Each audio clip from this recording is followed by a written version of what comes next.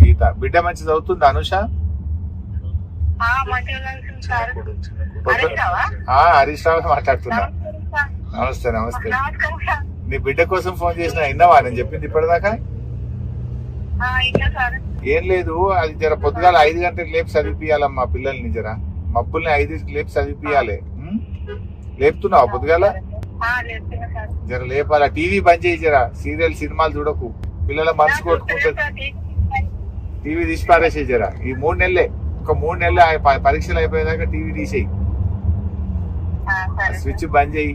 జర ఫోన్లలో కూడా ముచ్చట్లు ఎక్కువ పెట్టకు. గట్టిగా మీరు ఫోన్లలో ముచ్చట్లు పెడుతుంటే పిల్లల మనసు సగం ఇటు కొడుతుంది, సగం అటు కొడుతుంది. ఫోన్లు కూడా మెల్లగా మాట్లాడుకుంది, ఎక్కువ తక్కువ సేపు మాట్లాడుకుంది. జర స్కూల్లో కూడా వాళ్ళు స్పెషల్ క్లాసులు పెట్టమన్నా పెడుతున్నారా? సాయంత్రం 2-3 గంటలు ఎక్కువ చదివిమన్నా స్కూల్లో. టిఫిన్ పెట్టిస్తున్నా నేనే. కొన్ని పుస్తకాలు కూడా కొని పంపుతా పిల్లలకు, మంచిగా పరీక్ష రాసి ఎక్కువ మార్కులు వచ్చేటట్టు కొన్ని పుస్తకాలు కూడా కొని పంపుతా పిల్లలకు. చేస్తామ్మా, అందుకే కదా నా తనలాటనే కదా నా పిల్లలు కదా. సంతోషం అమ్మా, సంతోషం. నేను మంచిగా చూసుకుంటే మీరు జాగ్రత్త చదివించరా.